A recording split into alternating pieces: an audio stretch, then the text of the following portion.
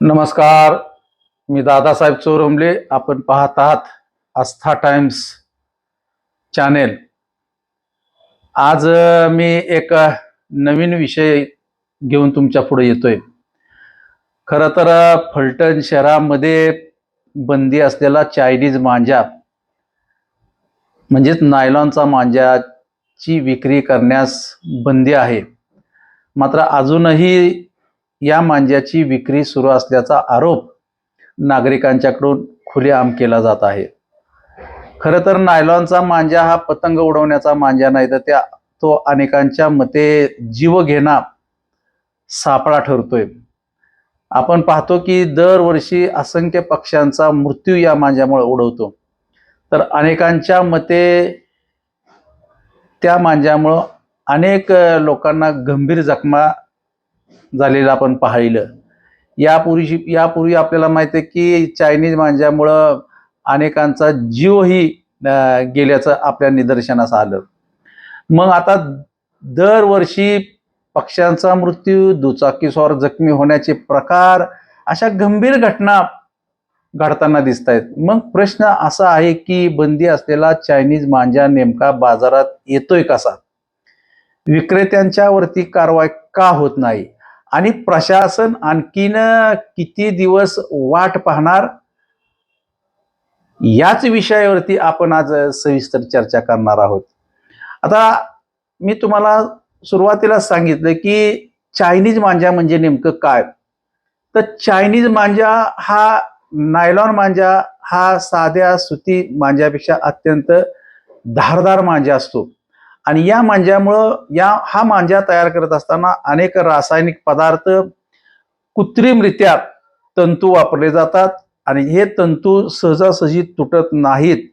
याच कारणामुळं तो मांजा पक्षी व दुचाकीस्वार आणि पादचाऱ्यांसाठी अत्यंत धोकादायक ठरतोय. आता नागरिकांचा आरोप काय की फलटणमध्ये बंदी असताना चायनीज मांजा खुलेआम विकला जात असल्याचा आरोप अनेक नागरिक करताना आपल्याला पाहायला मिळतं. नागरिकांचं म्हणणंच एक आहे की अशा मांजामुळे पक्षी झाडावरती अडकून जखमी होतात किंवा त्यांचा मृत्यू होतो. रस्त्यावरून येणाऱ्या दुचाकीस्वारांच्या गळ्यावर हा मांजा आल्यास गंभीर अपघात होऊ शकतात. आता यापूर्वी कसे अपघात झालेले याचेही काय दाखले मी या व्हिडिओमध्ये देणार आहे. जुनी घटना आपल्याला आठवत असेल की फलटण लोणंद रस्त्यावरती काही वर्षापूर्वी घडलेल्या एका दुर्दैवी घटनेची आठवण आज ही अनेक नागरिक काढतात आणि ते आठवण मी तुम्हाला आज सांगणार आहे.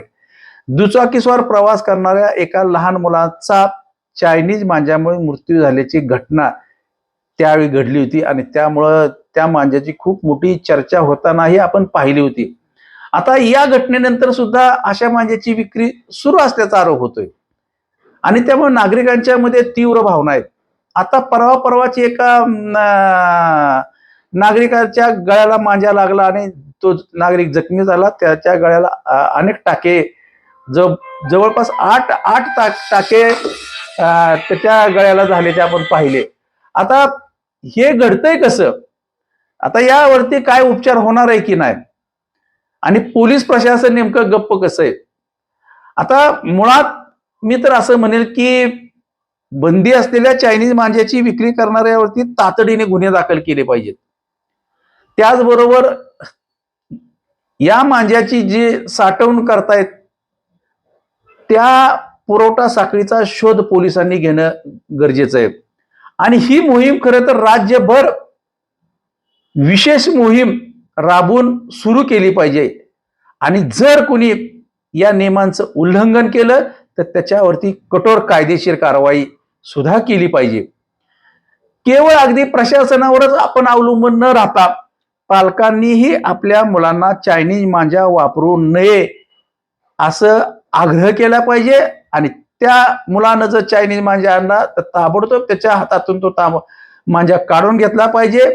त्या मांजामुळे नेमकं काय घडतंय हे सुद्धा त्या मुलाला समजून सांगितलं पाहिजे. आणि नागरिकांना सुद्धा आपण याच्या बाबतीमध्ये सतर्क केलं पाहिजे.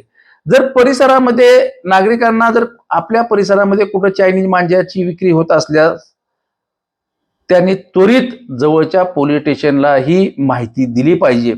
आणि पोलीस स्टेशनने ती माहिती गोपनीय ठेवली पाहिजे, तरच नागरिक माहिती देताना पुढं येतील.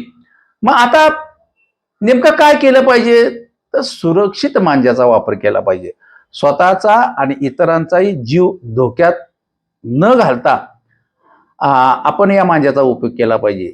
तर आता मला व्हिडिओच्या शेवटच्या भागाकडे येताना एवढंच सांगायचंय की चायनीज मांजामुळे होणाऱ्या अपघाताबद्दल नागरिकांनी गंभीर चिंता व्यक्त केलेली आहे.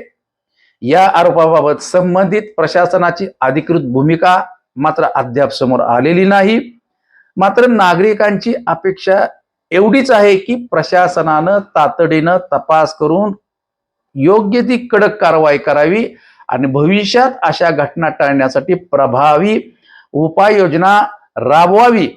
आणि शेवटी मी एवढंच म्हणेन की या विषयावरती हा व्हिडिओ तुमच्यापर्यंत येणार आहे, तर जो कोणी माझा हा व्हिडिओ बघेल त्यांनी शेवट या विषयावरती तुमचं मत काय आहे हेही कमेंटच्या माध्यमातून आमच्यापर्यंत कळवलं पाहिजे. चायनीज मांजा विरोधामध्ये आणखी कठोर कारवाई व्हायला हवी का? तुमचे मत कमेंटमध्ये नक्की कळवा. व्हिडिओ आवडला असेल तर लाईक करा, शेअर करा आणि आस्था टाइम्स यूट्यूब चॅनलला सबस्क्राईब करून बेल आयकॉन दाबायला विसरू नका. या निमित्ताने एवढंच. धन्यवाद. नमस्कार.